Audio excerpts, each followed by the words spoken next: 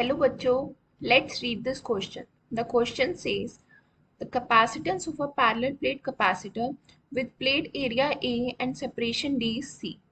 The space between the plates is filled with two wedges of dielectric constant K1 and K2 respectively. Find the capacitance of the resulting capacitor. So the key concept of this question is capacitance in series. So हमारे पास एक question है जिसमें ये arrangement given है K1 K2 हमारे दो wages हैं, हमें इक्विवेलेंट कैपेसिटेंस निकालना है दोनों का। तो ये जो दोनों वेजेस हैं K1 एंड K2 ये दोनों सीरीज में हैं।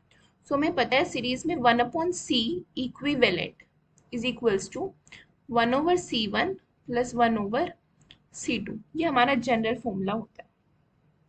अब इस क्वेश्चन को सोल्व करने के लिए हमें ये जो डायग्राम है ये 3D में विजुअलाइज करना पड़ेगा, जिससे हम इसे थोड़ा इजीली सॉल्व कर सकते हैं। सो अगर हम ये 3D में देखें तो हमारे पास ये दो प्लेट्स हैं, first one and second one is this. Okay, इन दोनों के बीच में ये वेजेस हैं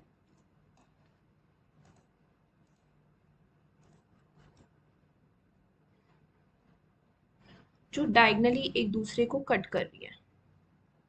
ओके, तो हमने एक ये क्यूब की शेप बना दी।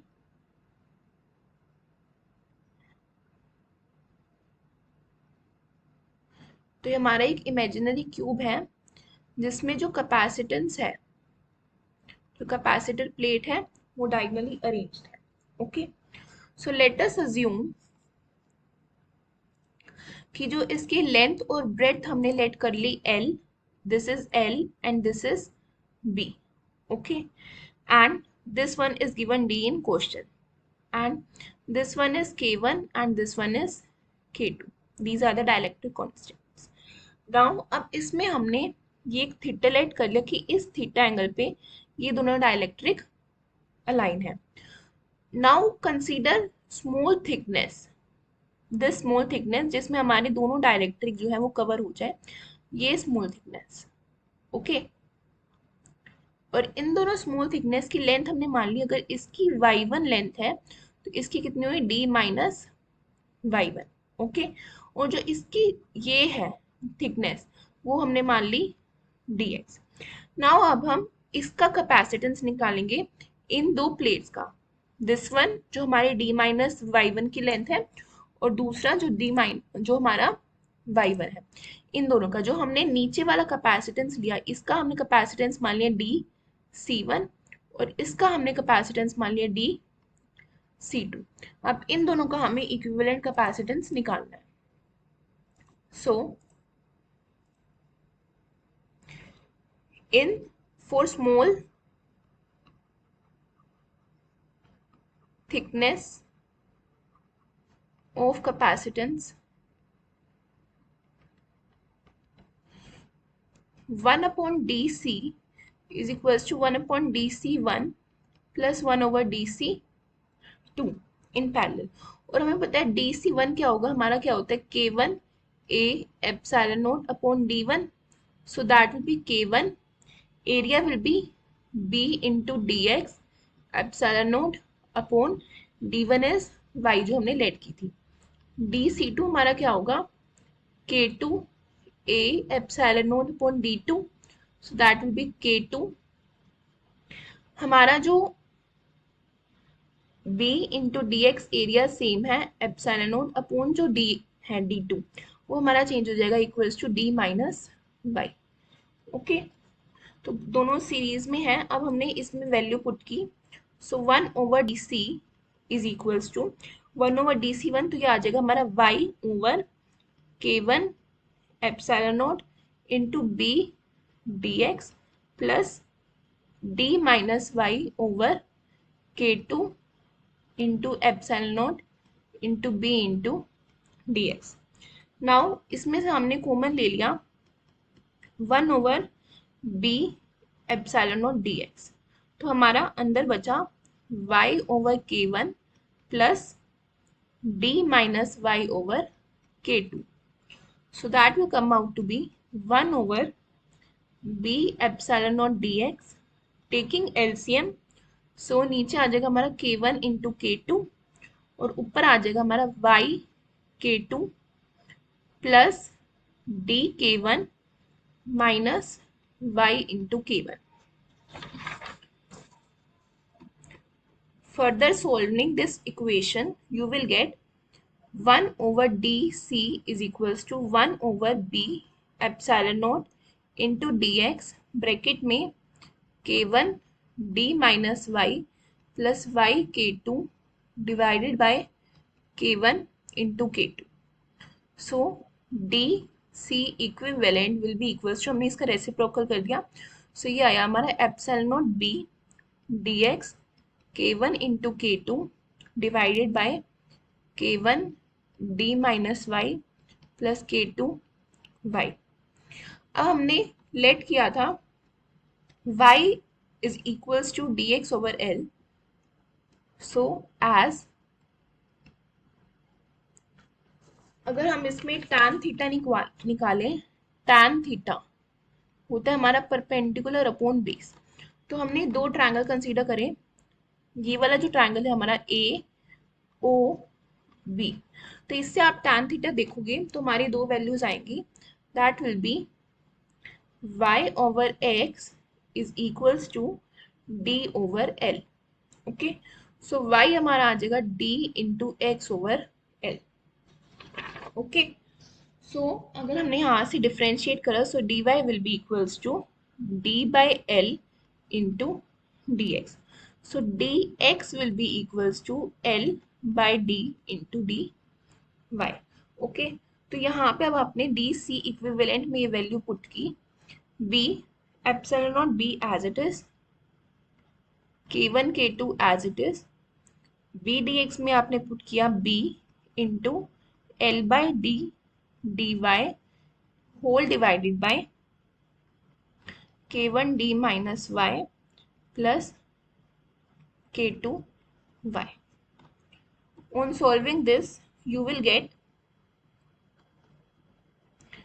k1 k2 epsilon naught b L over d in bracket dy over k1 d minus y plus k2 into y. Okay, अब हमें पता है कि एरिया क्या है, b into l which is equals to a. Okay, so यहाँ पे आप b इंटू एल को रिप्लेस कर सकते हो, so k1 k2 epsilon nought a over d bracket में same term. Okay, now let k1 d minus y plus k2 into y को हमने t गैस कर लिया. ये एक बार आप ये टर्म इसमें पूरी लिख देंगे हम, dy over k1 d minus y plus k2 into y. Now let k1 d minus y plus k2 y को हमने t लेट कर लिया, तो y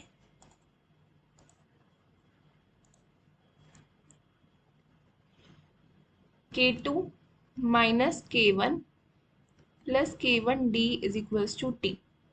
So dt will be equals to dy k2 minus k1.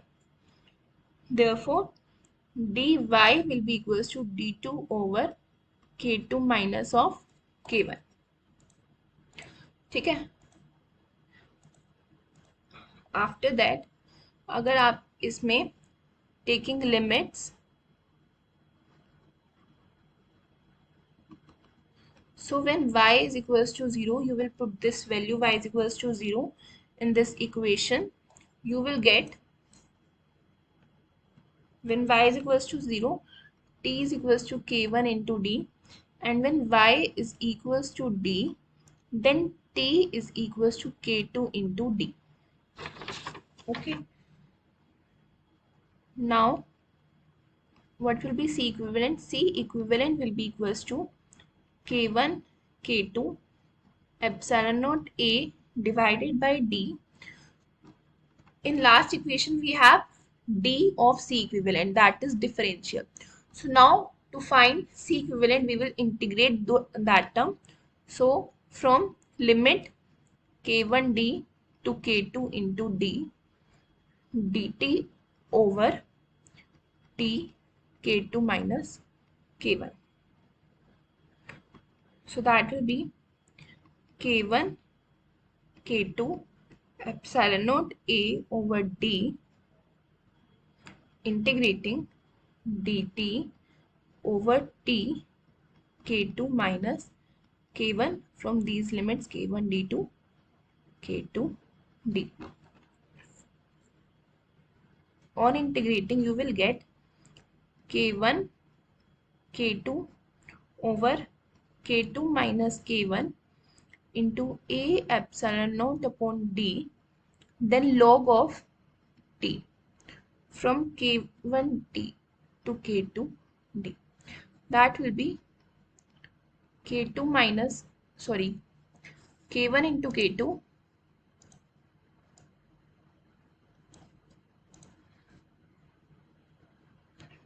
K1 K2 over K2 minus K1 into A epsilon naught upon D log of K2D minus log of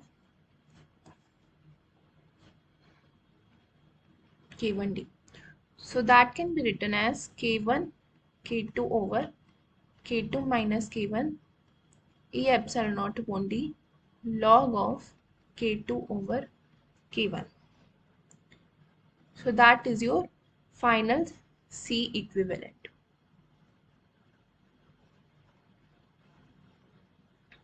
This is your final answer. I hope you understood it well. Best of luck for your future.